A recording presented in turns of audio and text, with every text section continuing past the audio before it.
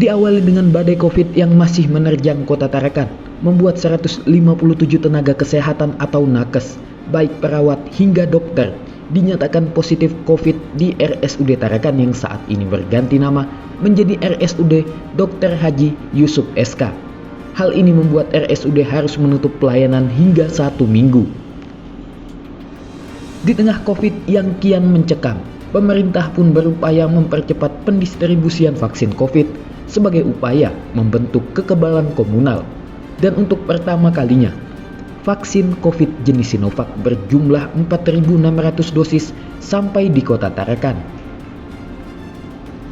Dan pada 14 Februari, vaksin pertama kali diberikan kepada 10 orang dari pejabat pemerintah, Forkopimda, hingga tenaga kesehatan di Puskesmas Karangrejo.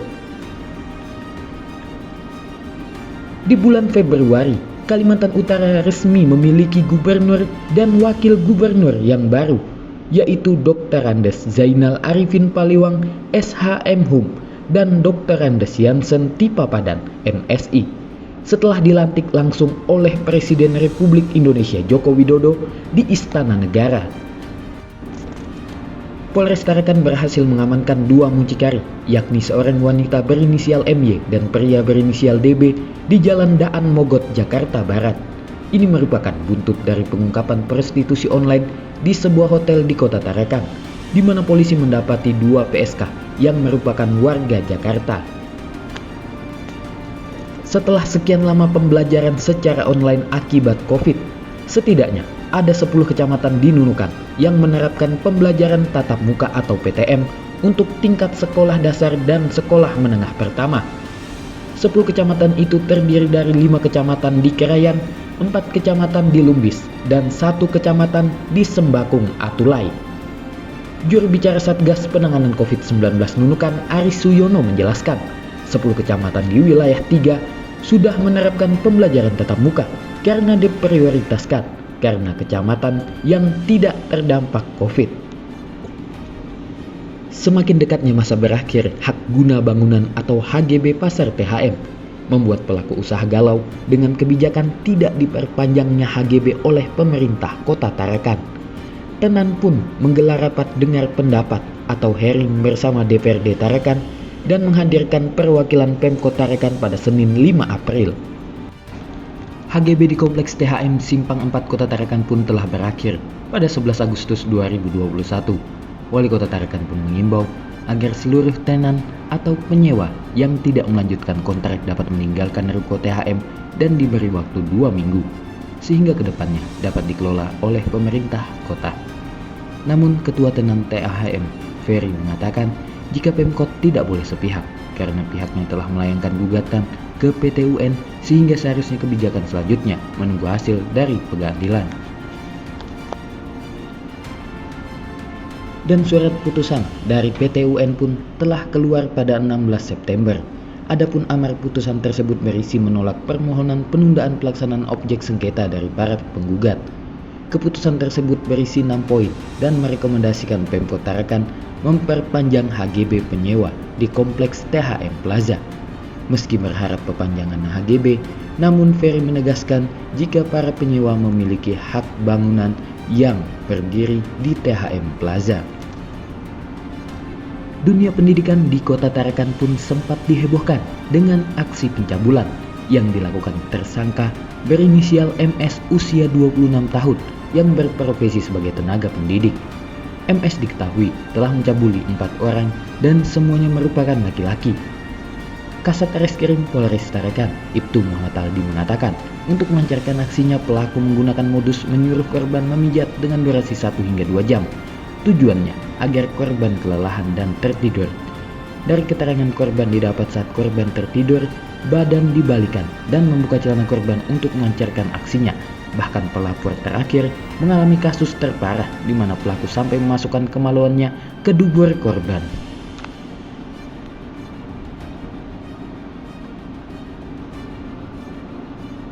Pangdam 6 Mulawarman Majen TNI Heri Wiranto melepas keberangkatan 450 prajurit dari Yonif Raider 613 Raja Alam menuju Puncak Jaya, Papua.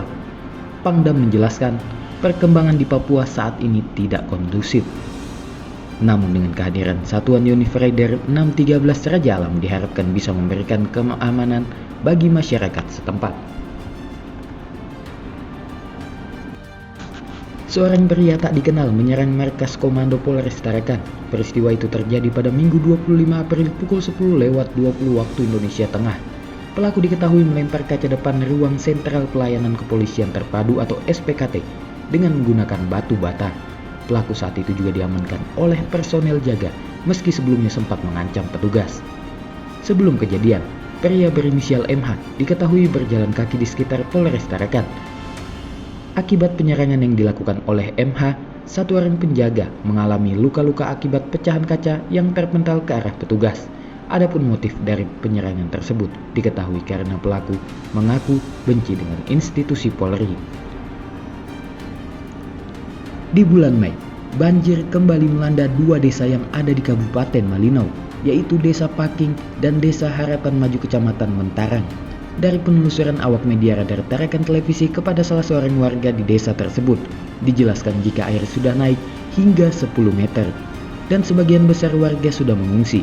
Banjir sudah menggenangi permukiman sejak pukul 3 dini hari dan merendam rumah warga, sehingga banyak harta benda yang hanyut di bawah banjir dan rumah terbalik karena luapan Sungai Mentarang.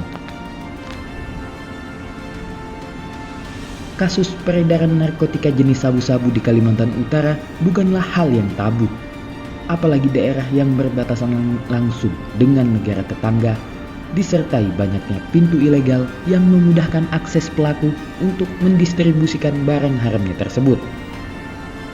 Dan untuk kesekian kalinya, BNNP Kaltara pada 21 Mei melakukan pengungkapan dan menggagalkan peredaran narkoba jenis sabu dari Malaysia yang masuk ke wilayah Kalimantan Utara. Diketahui, sabu-sabu dengan berat 20 kg yang dibawa dari Malaysia dan didapati di kawasan pantai Mangkupadi, Kabupaten Bulungan tersebut dibawa menggunakan kapal kayu yang diketahui mengangkut penumpang dari Toli-Toli menuju kota Tarakan. Dari pengungkapan ini, 7 orang diamankan termasuk motoris, kapal, dan ABK. Penyakit masyarakat atau pekat berupa judi sabung ayam di Kecamatan Tanjung Palas Utara berhasil dibongkar oleh Polres Bulungan pada Minggu 23 Mei sekira pukul 16 waktu Indonesia Tengah. Sebanyak 22 orang pelaku judi sabung ayam yang diamankan di lokasi tidak hanya warga sekitar, namun juga melibatkan perangkat desa dan aparatur sipil negara atau ASN Pemkab Bulungan. Musibah banjir kembali melanda Kalimantan Utara. Kali ini 9 kecamatan di wilayah 3 kabupaten Nunukan seperti Kecamatan Sembakung sampai Kecamatan Lumbis Hulu masih terendam banjir setinggi 5 meter. Kasubdit Kedaruratan BPBD Nunukan Hasan mengatakan Desa Tanggul menjadi desa yang sangat terdampak oleh banjir. Bahkan sudah terjadi sekitar 15 hari dan masih saja merendam 80-90% permukiman. Aktivitas warga saat itu pun belum bisa berjalan dengan normal karena hampir sebagian rumah masih terendam termasuk beberapa fasilitas yang digunakan masyarakat seperti kantor desa hingga puskesmas pembantu. Dari banjir tersebut, di Desa Lubakan 100 kakak terdampak, sementara di Kecamatan Sembakung setidaknya sudah ada 440 kakak dengan 1.500 jiwa yang ikut terdampak. Insiden kecelakaan speedboat kembali terjadi di Kalimantan Utara. Pada Senin 7 Juni, satu speedboat asal Tarakan bernama Esberian melakukan perjalanan ke Desa Atap, Kabupaten Nunukan.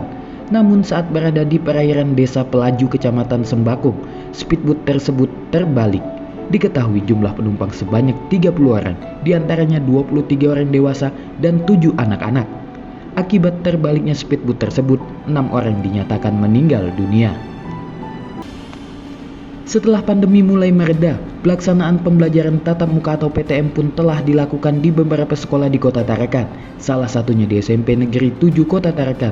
Sekolah ini sudah melakukan PTM sejak Senin 12 Juli, sebab jumlah orang tua siswa yang menginginkan PTM jauh lebih banyak dibandingkan orang tua yang setuju terhadap proses pembelajaran online. Duka mendalam menyelimuti dunia kesehatan. di mana salah satu tenaga kesehatan atau nakes yang bertugas di laboratorium RSUD Tarakan dikabarkan meninggal dunia akibat COVID-19. Nakes berinisial MS ini meninggal dalam kondisi hamil 4 bulan dan diketahui telah terpapar COVID-19 sebanyak 2 kali. Korban juga diketahui belum divaksin karena dalam kondisi mengandung. Kasus nakes yang meninggal akibat COVID-19 ini merupakan kejadian pertama di Kalimantan Utara. Aksi perampokan kembali terjadi di Bumi Paguntaka, tepatnya di salah satu minimarket New Store di Jalan Mulawarman pada Minggu 25 Juli sekitar pukul 20 waktu Indonesia Tengah.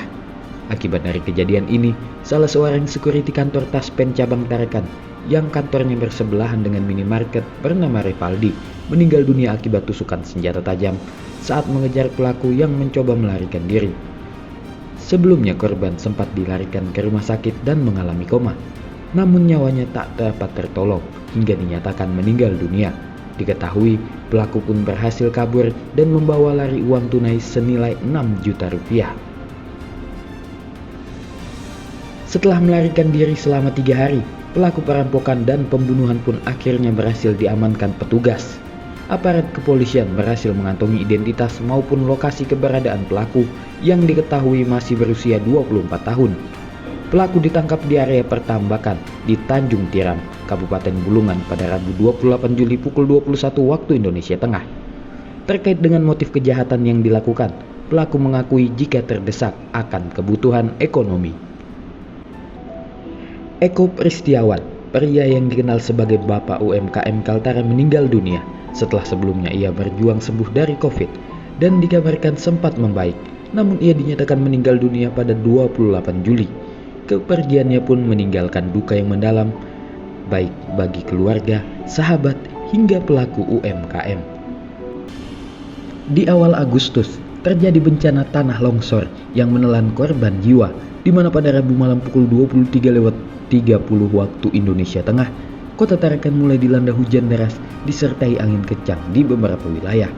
Dan pada Kamis pukul 1 dini hari, longsor terjadi di RT 20, Kelurahan Sebengkok yang menimpa sebuah rumah dan menelan korban jiwa seorang remaja bernama Adi yang masih berusia 18 tahun.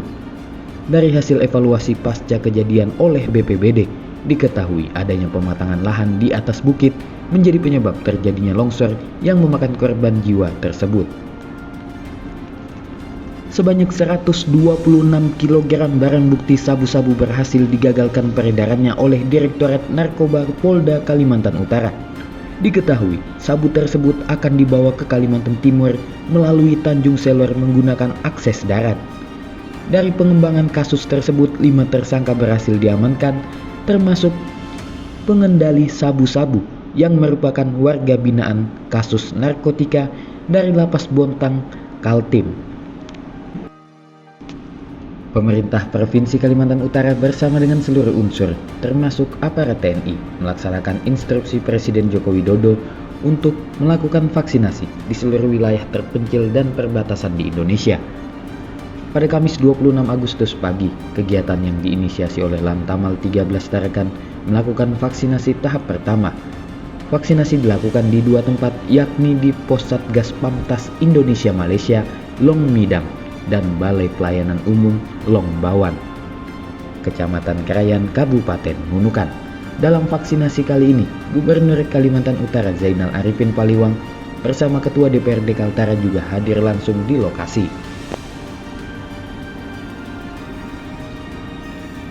Akibat hujan 4 hari berturut-turut membuat pemakaman khusus COVID-19 yang ada di Kelurahan Juata Laut, Kecamatan Tarakan Utara, longsor pada Sabtu pagi 2 Oktober.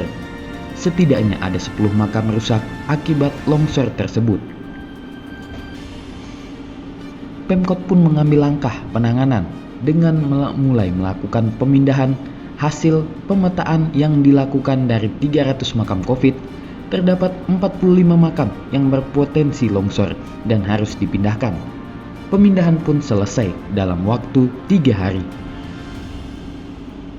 Presiden RI Joko Widodo kembali mengunjungi Kalimantan Utara Dalam kunjungannya kali ini ada 3 kegiatan yang dilakukan, yaitu penanaman pohon mangrove bersama Dubes Negara Sahabat dan masyarakat di Kabupaten Tanah Tidung. Setelah itu, Presiden Jokowi ke Kota Tarakan untuk meninjau vaksin door to door di Kelurahan Karangrejo dan meninjau vaksin pelajar di SMP Negeri 1 Tarakan. Sebelum meninggalkan Tarakan menuju Jakarta, sore harinya Presiden membagikan bantuan kepada pedagang kaki lima sebesar 1,2 juta rupiah. Usai kegiatan ini, Presiden menuju bandara dan terbang kembali ke Jakarta. 38 unit rumah yang berada di RT 3 Kelurahan Sebengkok, tepatnya di belakang kawasan Hotel Ramayana pada Selasa 26 Oktober hangus dilalap api. Peristiwa kebakaran terjadi sekitar pukul 9:30 waktu Indonesia Tengah tersebut, membuat 67 kepala keluarga dengan 296 jiwa harus kehilangan tempat tinggal.